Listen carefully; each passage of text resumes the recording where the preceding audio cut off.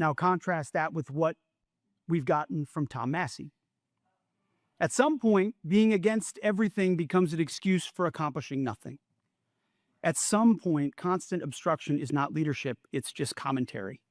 It's obstruction.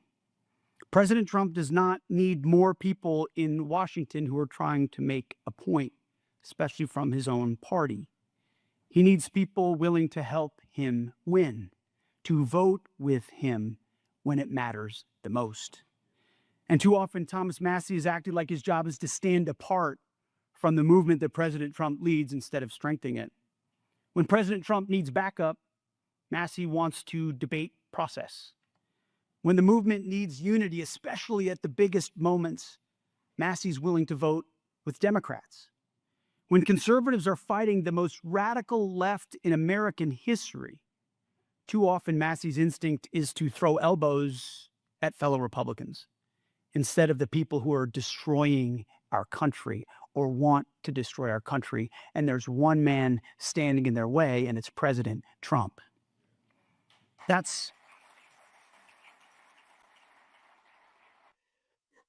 There's more. That was the Secretary of Defense of the United States of America speaking at a political rally, which you could argue is technically a violation of the Hatch Act, also just a violation of any norms and principles. But the Secretary of Defense, who controls the United States military, is a commander in the United States military, the highest ranking person in the United States military, calling political opponents the enemy of the United States. And his own party member, by the way, one of those. That's the modern MAGA. That's today's Republican Party at this moment, as we sit here today discussing it as we approach Memorial Day weekend. I had a lot of clips this week, right? I open with that one because you guys know I'm a soldier, I'm a veteran. It's Memorial Day weekend, but I wanted to start with the political, blend my worlds together of the Secretary of Defense, not the Secretary of War, because that's not a thing. And since this government doesn't recognize pronouns anymore, I don't care about his preferred pronoun of Secretary of War. Secretary of Defense smearing Americans as enemies in the pursuit of helping unseat their own party member, right? So let's talk about that. The Trump revenge tour against members of his own party. This is also Trump talking about his implacable enemy, one of the most conservative members of the United States Congress, Thomas Massey. Here's Trump. Well, what are you seeing? Yeah, Thomas Massey's a terrible congressman. He's been a terrible congressman from day one. Dealing with him is just a horrible. I don't think he's a Republican. I think he's actually a Democrat. He's not a libertarian. You know, sometimes they say he's really a Democrat. He votes against us all the time. He voted against the border wall. He voted against men playing in women's sports. He voted against transgender for everybody, the mutilization of your children. He voted against, again, open borders. We have the best border we've ever had right now. Nobody's coming in.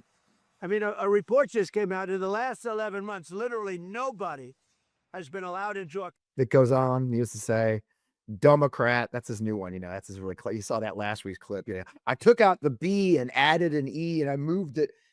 Yeah, this is the President of the United States. Again, I remind you, talking about a member of his party, a member who's one of the most conservative and arguably radical members of the United States Congress, who dared question Trump on one big thing, the Epstein files. The Epstein files. This is all about the Epstein files. They're trying to spin it now that this is just because he wasn't a solid vote for Trump and the Republicans. It's about the Epstein files. The rest of them, they vary. And this is a graphic they put. So we had primaries and others this week. And of course, Mr. Massey lost. I'm not shedding a tear for anybody on that one, to be honest with you. I sorry, I'm just not. But this is a post from Trump. May 19th election, 100%, 37 wins, 0 losses. Yep, that's right. Look at that. Look at those numbers. Trump's winning. These are, folks, those are his party primaries, okay? I mean, first of all, the ludicrousness that he's claiming victory when he endorsed like people. Some of those, I looked it up, they were unopposed. Okay, so Trump's bragging about the fact that he endorsed people who were unopposed. He won. I mean, hell yeah, man, that's great. But some of those are members of his own party against members of his own party. and he's cheering their losses. And this week, another big one was that he endorsed Ken Paxton, the guy who was impeached as as his own office was witnesses his impeachment as Texas Attorney General. He had affairs and put his mistress on the payroll. That guy, that's the guy he picked over a sitting member of the United States Senate when there's still, I don't know, 7, 8, 9 months left in this year of Congress. And so let's look at the polls. So we're going to transition this conversation to what it means for Democrats. So let's see what does it mean for Democrats when Donald Trump's at war with his own party, and let's see what the polls say, because he picked Ken Paxton. Choice for Texas Senate. You got Tallarico here at 44%. And then look at here, Ken Paxton, a Republican in Texas. The best he can do at this point is averaging 40% of the vote. I mean, I was looking at all the polling I could find. This is the best that a Democrat for Senate has been polling since like 2002. That is a very long time ago. When you have to go all the way back since I was in middle school, you know that the Democrat in this particular case is polling well in Texas. Okay, setting aside the Harriet was in middle school in 2002, and I'm deeply offended by that because I was heading to Iraq. Okay, setting aside that part, that's offensive as me. Yeah, Tallarico's winning now in polls, better than anyone has polled.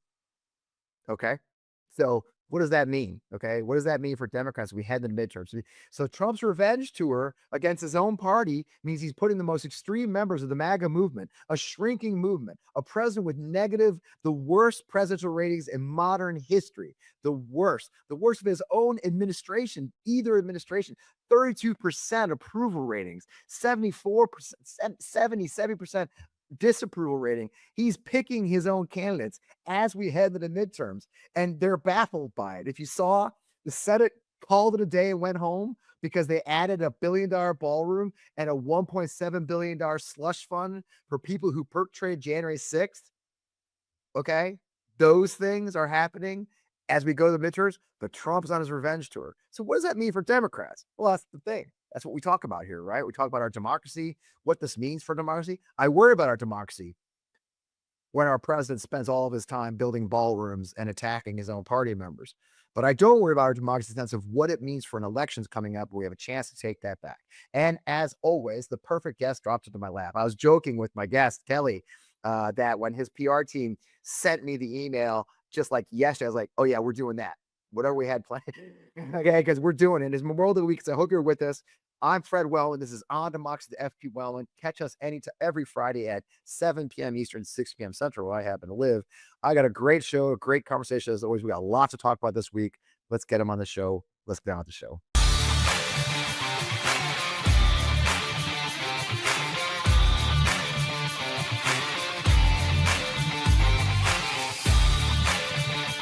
Welcome. I'm Fred Wellman. It is still Memorial Day weekend. I hope you have a wonderful weekend. We're going to talk about Memorial Day weekend after this conversation.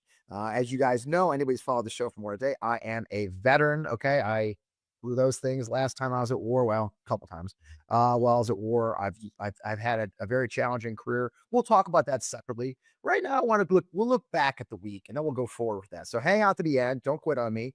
Right now, I want to talk to my friend Kelly Dietrich. Kelly, of course, among his many accomplishments, is also from my hometown.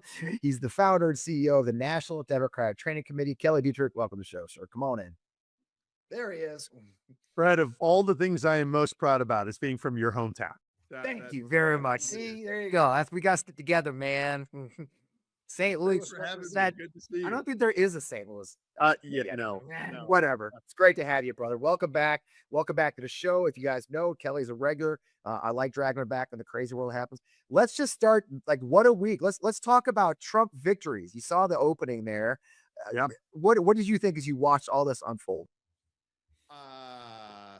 Look, the Secretary of Defense at a political rally accusing Americans of being disloyal, demanding loyalty and fealty. Like, that's not okay, but is the norm in this administration.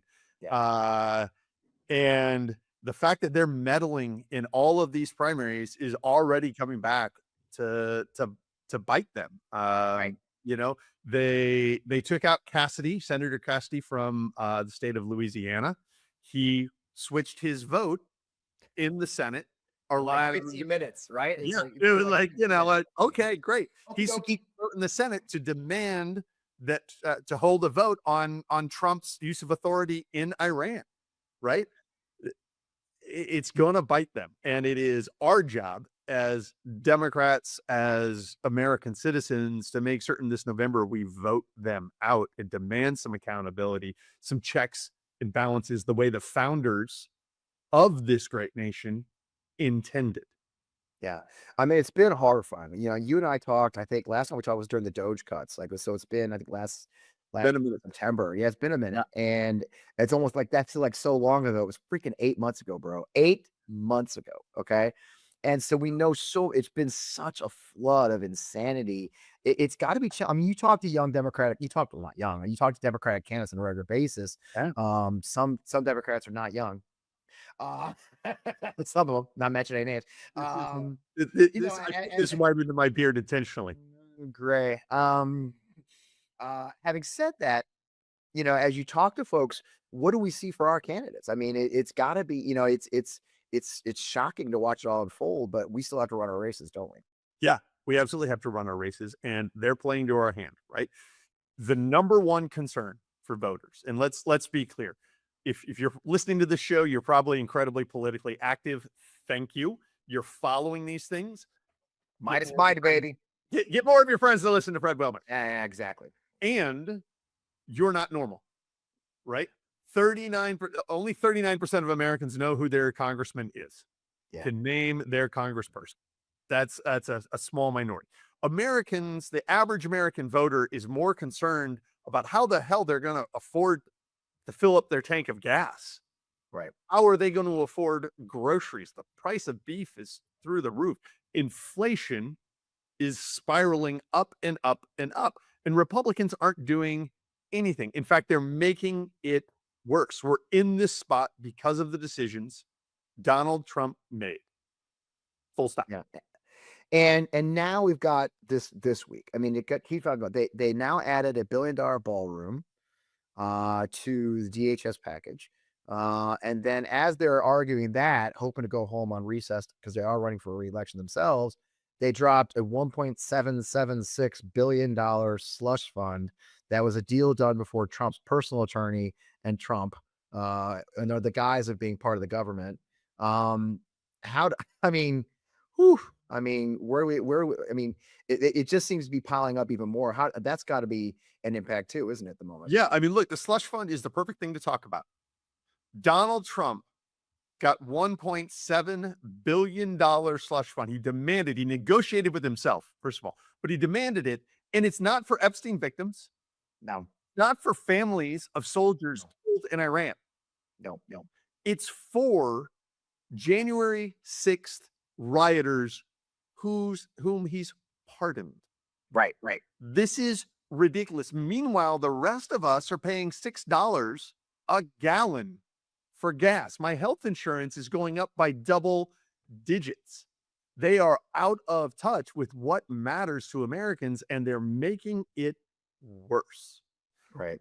We're trying to tell every candidate, every activist, anyone knocking doors when you're out there, you know, all of this internal stuff is fascinating, and I love to talk about it. When you're talking with voters, it's all affordability all day long. Republicans won the last election saying they would fix it. They'd fix everything within 24 hours, right? There were going to be no new wars. They're liars. Right. Flip-flopping, typical self-dealing politicians. They are the stereotype. Yeah. We need to hold them accountable. I have to show this. This is amazing. Yeah, what do you got? The Onion. Trump requests 1.2 trillion to have. I mean, when the Onion is kind of hidden, but that literally is what we face right now, right? I mean, this is parody and satire but it really is true. He just wants some money to have at this point, and that's exactly the slush fund is. And and people see that now. I think even as members of his own party, when you've got people like John Mealy Kennedy, okay, saying, I think this is a bad idea. When you see Suozzi and Fitzpatrick, from Pennsylvania on a bipartisan bill to stop this slush fund, it feels like maybe we should be having that conversation a lot more doors, right? Yep. I 100% agree. He's self-dealing. I saw reports that he's trading stocks as he was commenting on the companies. Like, this is not okay. And, people kind of, voters, Americans, we all, to a certain extent, kind of tune it out of like, yeah, that's the way. It's only that way if we allow it to be that way. So the more people that we can organize, the more people we can motivate and move to the polls to show our power. Like, our values are majority values. MAGA wants us to believe we're alone. They want to make us believe that we have no power. The undeniable truth is that in 2018, we had a wave. In 2020, we beat Trump and sent him packing.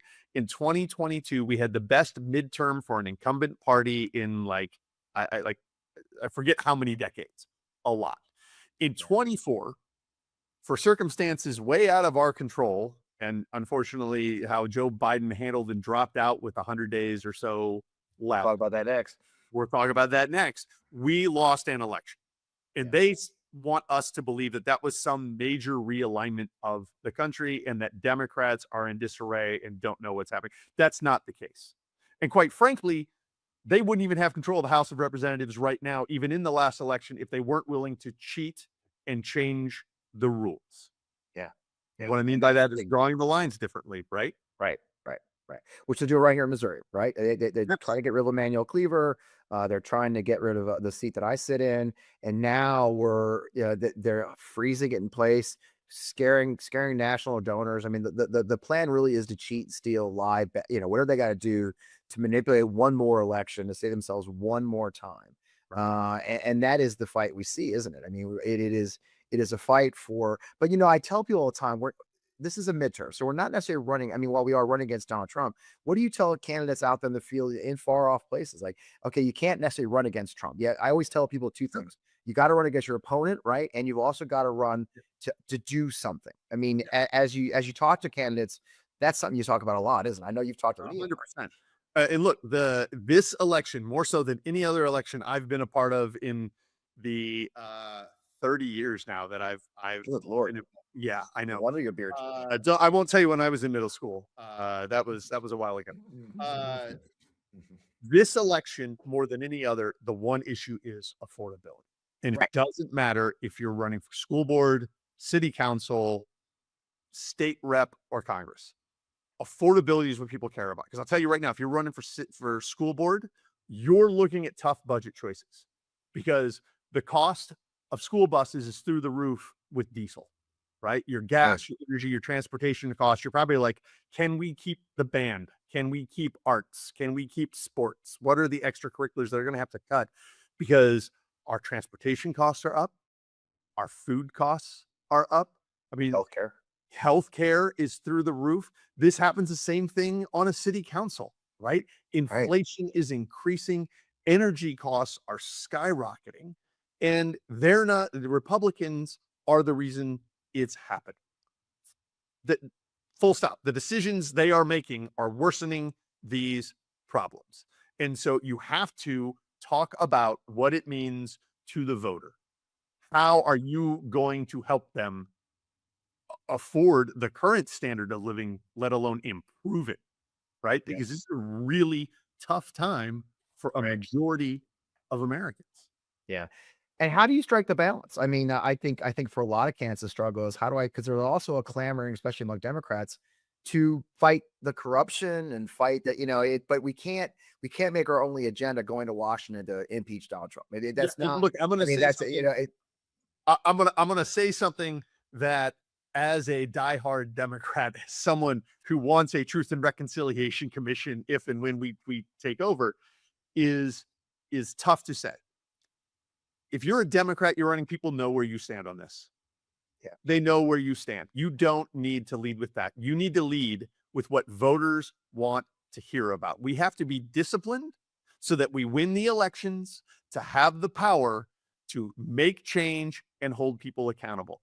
And my advice to not just the federal, well, specifically for the people running for federal office, is that when we get in and when we take back the reins of power, we need to adopt the strategy that the right has been using so effectively. And they call it that muzzle velocity strategy, which is do all of the things because people cannot concentrate on everything.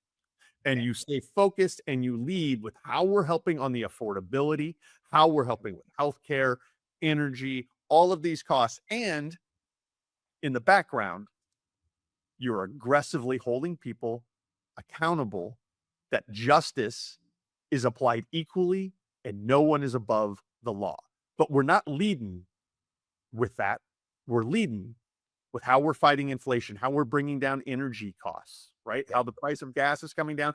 And quite frankly, we're building a sustainable, renewable energy base so that when some fool gets us into another dumb war in the Middle East, we're not so dependent on oil. These are solvable problems that Democrats have been championing.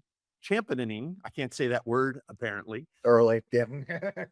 We'll fix it in post. We've been advocating for decades.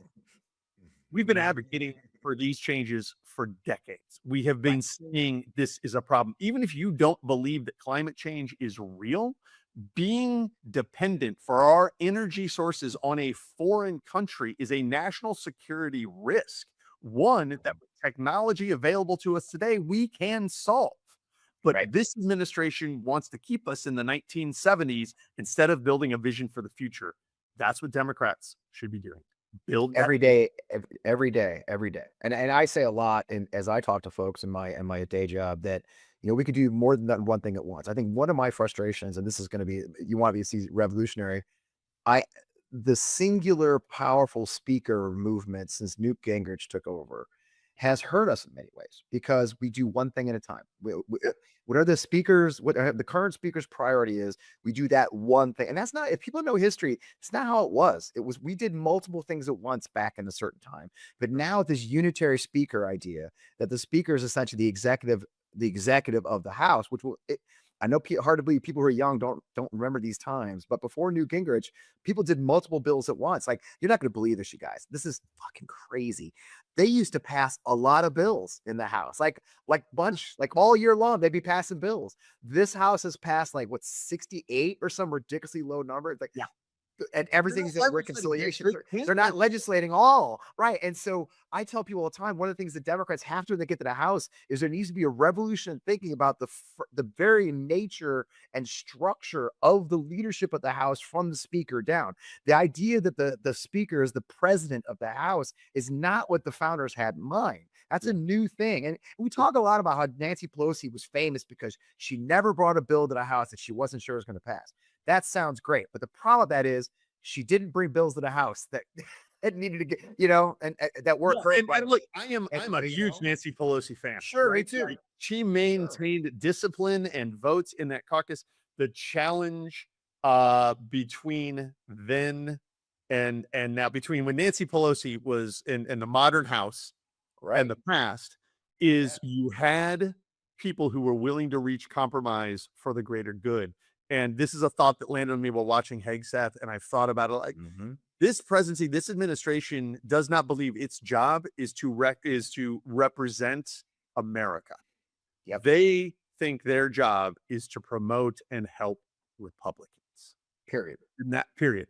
And that's a dramatic difference between, getting into office and you represent everyone in your district and you've got to compromise, and that's the way this country should work, right? You disagree, so you compromise, and no one gets what they want, and it moves forward.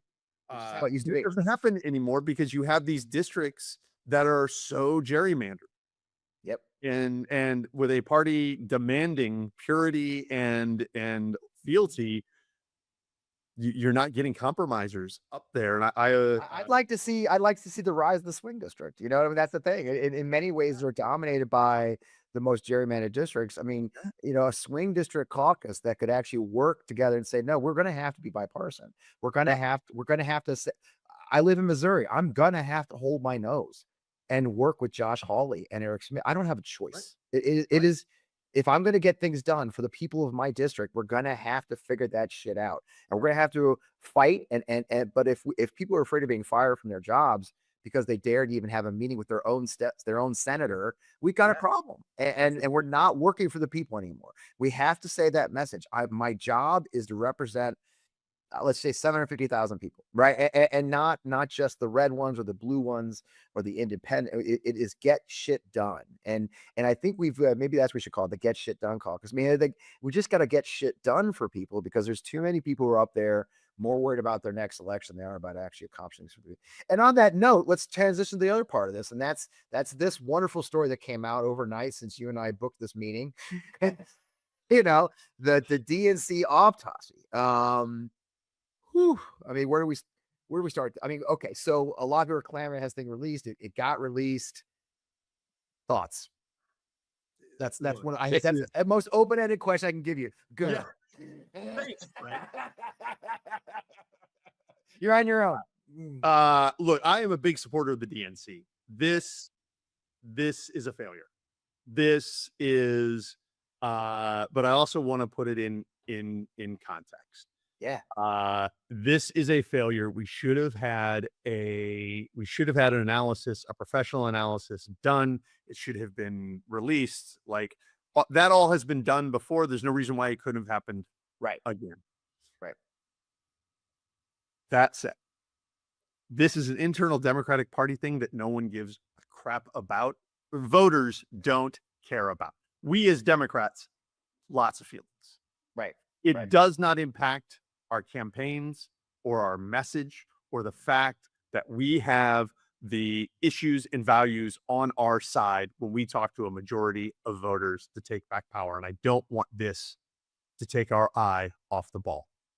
The other thing I will say is that the conclusions that were drawn from this incredibly flawed report were the ones that we've been saying and promoting, see what I did there, and promoting again for a decade plus, which is Democrats need to be building year-round infrastructure. We need to be competing in all 3,100 counties and parishes in the country. We need to build a pipeline of talent and staff and support them through their career development. That's the Howard Dean 50-state strategy.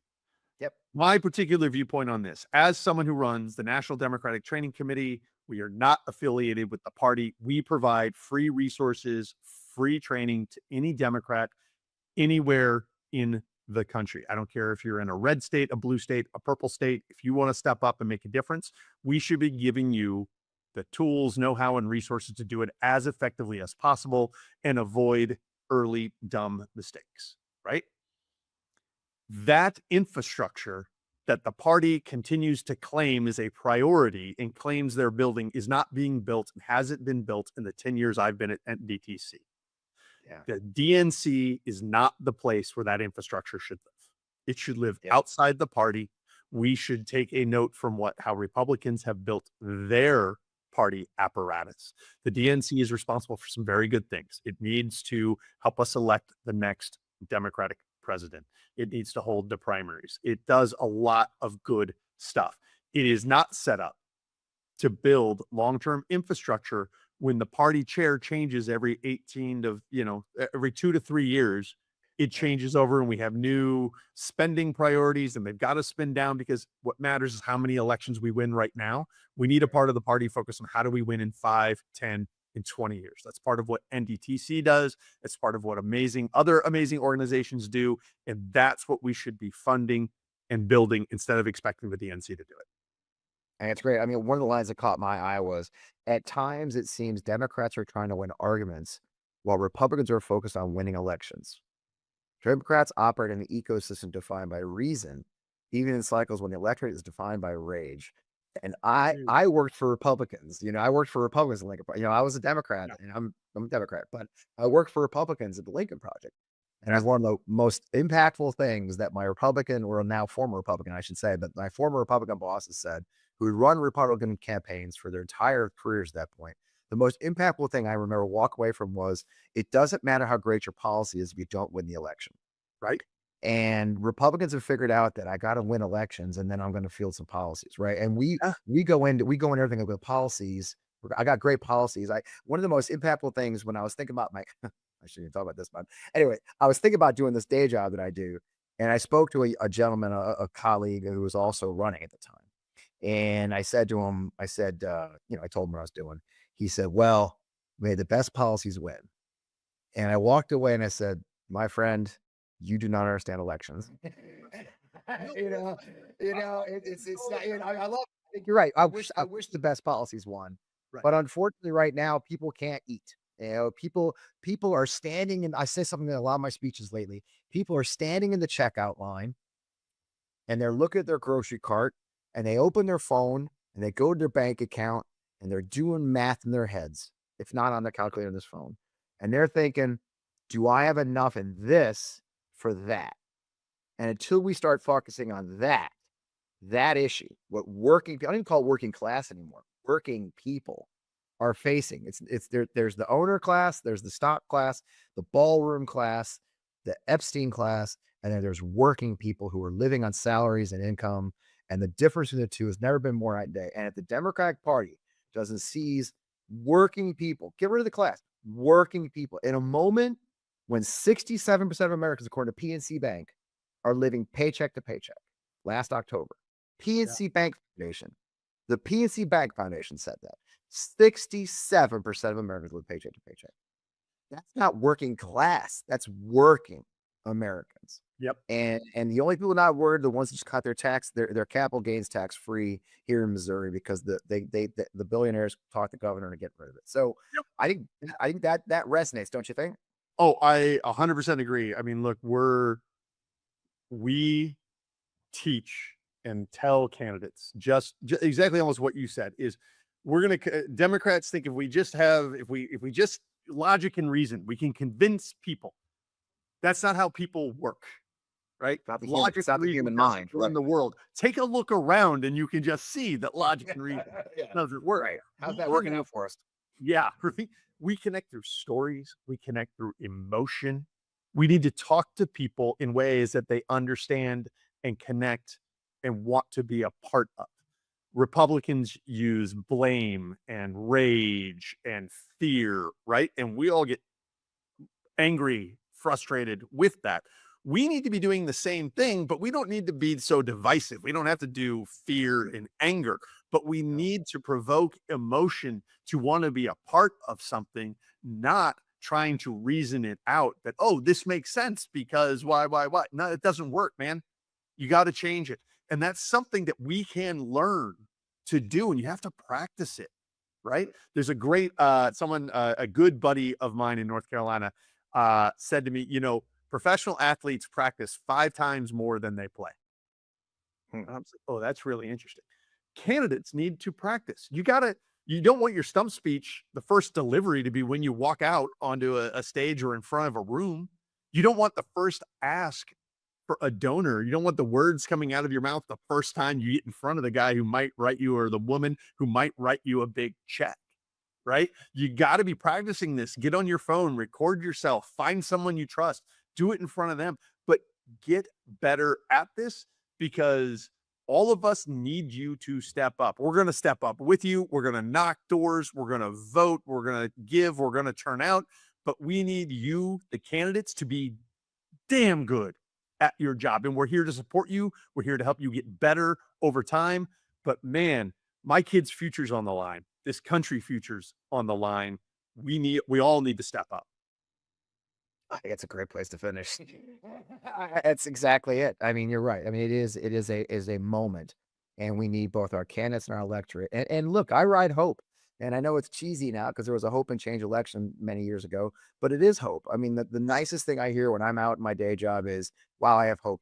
because people really want hope right now. They really want to have faith that someone's going to fight for them. So they're going to roll their sleeves up and get the job done, and they're going to actually do what they promised to do, Right. and not just, not be, like you said, overly intellectual. I was like, no, I'm going to fight for you, but get on the train with me. And I think that's a really great advice for folks. Kelly, where can they find you?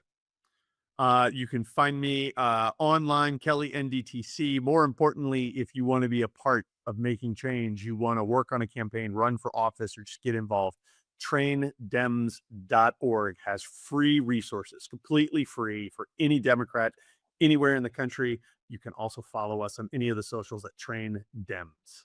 You put out a lot of good information. I know that I'm subscribed, and I get the notes, the training, and I send it to my friends who are running for office. Say, hey, you should watch this class.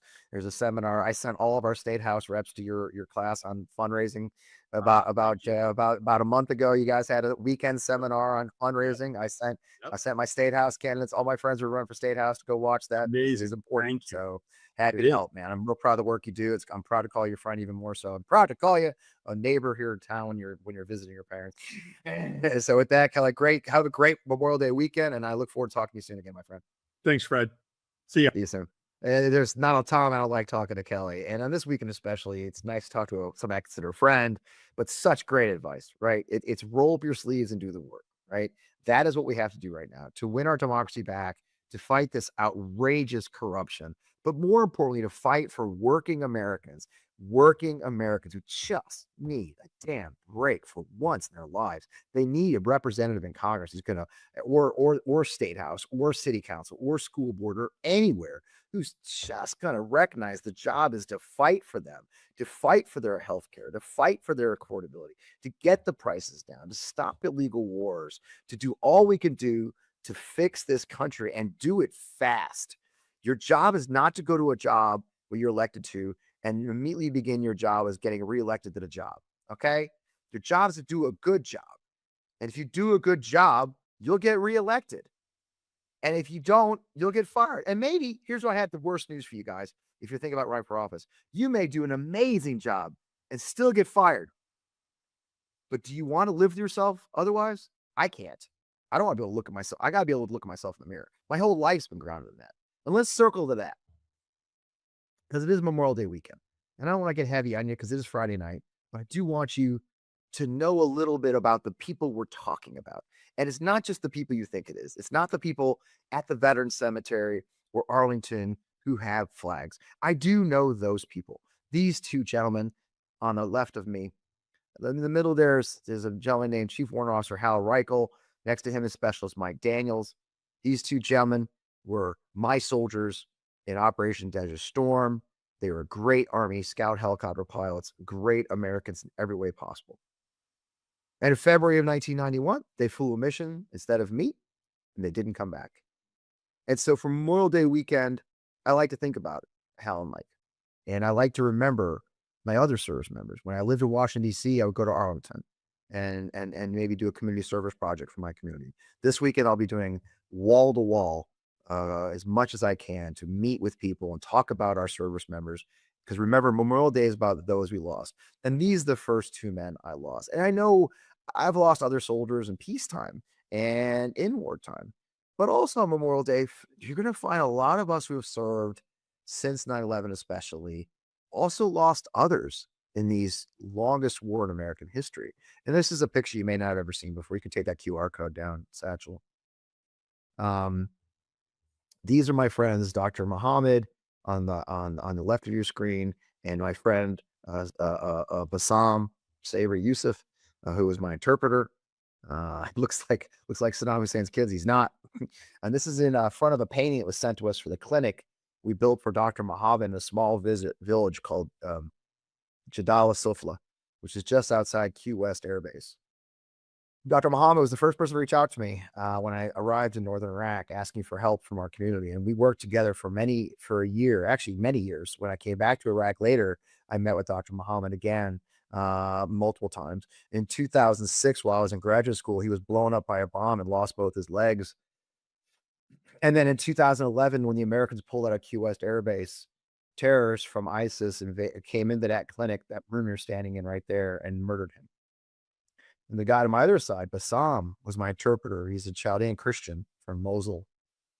Had a wife and two young girls, babies, when he worked for me in 2004. After I left in April 2004, he kept working for the Americans that took over for me, even as death threats piled up. And then in September 2004, Bassam was kidnapped from a store that he ran as a cover in Mosul, and he was murdered on camera and lost his life serving the American people, serving American soldiers and his own people and his family. We were able to work very hard for a year and get his family out, and they now live safe in the United States. And I'm very proud to know Bassam's family very well and consider them part of my own family. But I remember Bassam and I remember Dr. Muhammad on this day. This is this gentleman. And here's an old picture of Fred. Look at that haircut.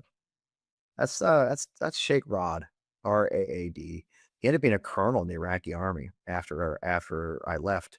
He rose all the way ranked lieutenant colonel. He was a battalion commander in northern Iraq during the surge and the early days of the war. I met up with Dr. Sheikh Rod, or Colonel Rod, when I went back for my second Iraq tour.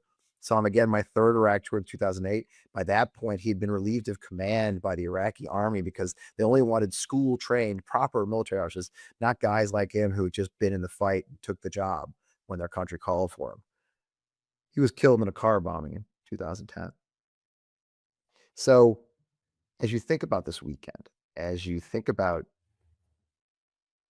those who have served, and you think about how you can help them, remember that we carry these with us.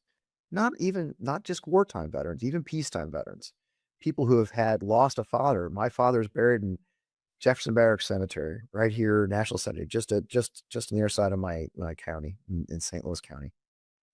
My mom's buried with him, and he was a Marine in World War II. And there's thousands of us there, thousands of us veterans and military members there. Remember them this weekend. I know it's a relaxing weekend. There isn't a guy I've served with who died who doesn't want you to have a great weekend. I do too. You don't think I'm not going to be eating hot dogs? I'm going to the soccer game. I'm going to go to there's an air show in town. I'm going to be all over this district, this area, visiting, okay, celebrating and smiling. But in the back of my mind, I'm going to remember my friends. And on Monday, I'll go to Jefferson Barracks, and I'll participate in the ceremony at Jefferson Barracks to remember the men and women, to include my own father who's buried there, who served our country, but also those who served by our side. Because in this tumultuous time, our leaders aren't doing that. Donald Trump, Stephen Miller, the evil cabal of racists that are in that office are sending Afghan refugees and partners home back to Afghanistan or to third countries to die, who served by our side. They're sending our Iraqis home to die where there's still a bounty on their heads. I assure you the terrorists haven't forgotten. So as you think of those of us who serve, when you visit that cemetery, as you have a moment when you look at the flag, also remember those we served with. Because those of us who served in combat especially, we carry that with us. We carry their memories. We carry the burden of that. I've been very open about my journey, with PTSD, which came to a head in 2016. 2017, the height of my success in my business, I was wrestling with debilitating PTSD. And luckily I got help. Thank God I got help. And I'm much better. I got a lot of help. Some of my veteran friends choose to, some don't. But don't forget them, because those who live carry the memories of those who died. While this weekend is to honor those we lost, we also remember those who served with them and honor their service. So I'm very proud to call myself a veteran of the United States Army, with all the burdens that go with that. Guilt, shame, grief. Those are the emotions you may see in your friends who are veterans, especially combat veterans. I hope you understand that. I hope you are empathetic to that. I hope you raise a beer to my friend Mike, my friend Hal, not the Muhammad, but raise a beer, drink a beer to Hal and Mike this weekend. Have a hot dog and remember their service to our nation, because they sacrificed everything for this nation. Those of us who follow and survive owe them that. So with that, I just want to remember you on Memorial Day weekend, my dear friends and my dear, dear brothers I lost to combat. I want you to remember them. I want you to remember having a wonderful weekend. Remember, we are still in the fight for our democracy. And this is how we do it. So with that, I am Fred Wellman. This is On Democracy with FP Wellman every Friday night here on the MyStitch Network. I look forward to seeing. We got a great show already planned for next week. It's going to be fascinating. Talk about women, the struggle for women who fight. what that means and how they pay a price for fighting. I'm looking forward to that show a lot. We will see you then. Have a good week. Have a good weekend. Thanks for joining us.